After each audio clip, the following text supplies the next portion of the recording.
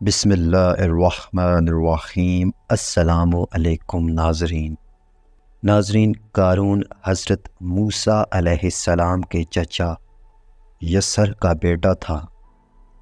بہت ہی خوبصورت آدمی تھا، اس لیے لوگ اس کے حسن و جمال سے متاثر ہو کر اس کو منور کہا کرتے تھے۔ اس کے ساتھ ساتھ اس میں یہ بھی کمال تھا کہ وہ بنی اسرائیل میں تورات کا بہت بڑا عالم اور با اخلاق انسان تھا۔ ناظرین، لوگ اس کا بہت ہی ادب و احترام کرتے تھے، لیکن بے شمار دولت اس کے ہاتھ میں آتے ہی اس کے حالات میں ایک دم تغیر پیدا ہو گیا اور سامری کی طرح منافق ہو کر حضرت موسیٰ علیہ السلام کا بہت بڑا دشمن ہو گیا اور اعلیٰ درجے کا متکبر اور مغرور ہو گیا۔ ناظرین، جب زکوٰۃ کا حکم نازل ہوا تو اس نے حضرت موسیٰ علیہ السلام کے روبرو یہ عہد کیا کہ وہ اپنے تمام مالوں میں سے 1000واں حصہ زکوٰۃ نکالے گا، مگر جب اس نے مالوں کا حساب لگایا تو ایک بہت بڑی رقم زکوٰۃ کی نکلی۔ یہ دیکھ کر اس پر ایک دم حرص و بخل کا بھوت سوار ہو گیا اور نہ صرف زکوٰۃ کا منکر ہو گیا بلکہ عام طور پر بنی اسرائیل کو بہکانے لگا کہ حضرت موسیٰ علیہ السلام اس بہانے تمہارے مالوں کو لے جانا چاہتے ہیں۔ ناظرین، یہاں تک کہ حضرت موسیٰ علیہ السلام سے لوگوں کو برگزشتہ کرنے کے لیے اس خبیث نے یہ گندی اور گھناؤنی چال چلی کہ ایک عورت کو بہت زیادہ مال و دولت دے کر آمادہ کر لیا کہ وہ آپ پر بدکاری کا الزام لگائے۔ ناظرین، چنانچہ عین اس وقت جب حضرت موسیٰ علیہ السلام وعظ فرما رہے تھے، قارون نے آپ کو ٹوکا کہ فلانی عورت سے آپ نے بدکاری کی ہے۔ ناظرین، حضرت موسیٰ علیہ السلام نے فرمایا کہ اس عورت کو میرے سامنے لاؤ۔ چنانچہ وہ عورت بلائی گئی تو حضرت موسیٰ علیہ السلام نے فرمایا کہ اے عورت، اس اللہ کی قسم جس نے بنی اسرائیل کے لیے دریا کو پھاڑ دیا اور عافیت و سلامتی کے ساتھ دریا کے پار کرا کر فرعون سے نجات دی، سچ سچ کہہ دے کہ یہ واقعہ کیا ہے۔ ناظرین، حضرت موسیٰ علیہ السلام کے جلال سے عورت سہم کر کانپنے لگی اور اس نے مجموع عام میں صاف صاف کہہ دیا کہ اے اللہ عز و جل کے نبی، مجھ کو قارون نے کثیر دولت دے کر آپ پر بہتان لگانے کے لیے آمادہ کیا ہے۔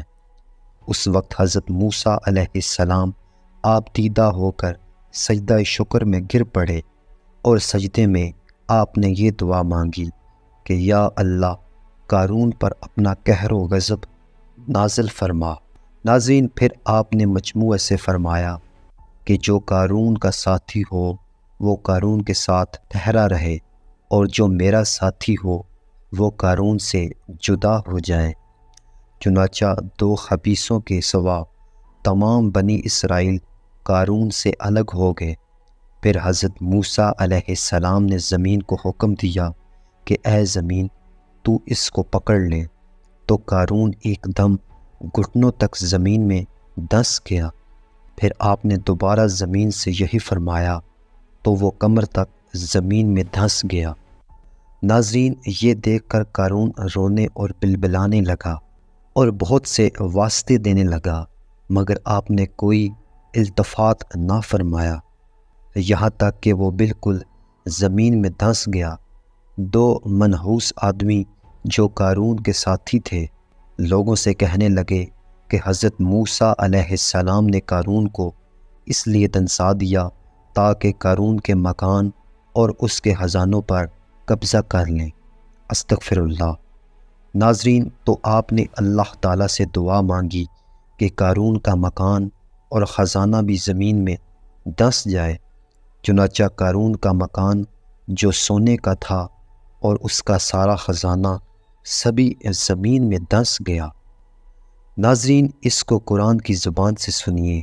اللہ تعالیٰ کا ارشاد ہے کہ ہم نے قارون کو اتنے خزانے دیے تھے کہ ان خزانوں کی کنجیاں ایک مضبوط اور طاقت و جماعت بمشکل اٹھا سکتی تھی۔ قرآن مجید میں ہے، بے شک قارون موسیٰ علیہ السلام کی قوم سے تھا، پھر اس نے قوم پر زیادتی کی اور ہم نے اس کو اتنے خزانے دیے جن کی کنجیاں اٹھانا ایک طاقتور جماعت پر بھاری تھی۔ ناظرین، حضرت موسیٰ علیہ السلام کی نصیحت۔ حضرت موسیٰ علیہ السلام نے قارون کو جو نصیحت فرمائی وہ یہ ہے کہ جس کو قرآن مجید میں بیان فرمایا ہے۔ اس خیر خواہی والی نصیحت کو سن کر حضرت موسیٰ علیہ السلام کا دشمن ہو گیا۔ غور کیجئے کہ کتنی مخلصانہ اور کس قدر پیاری نصیحت ہے جو حضرت موسیٰ علیہ السلام کے ساتھ ساتھ ساری قوم قارون کو سناتی رہی۔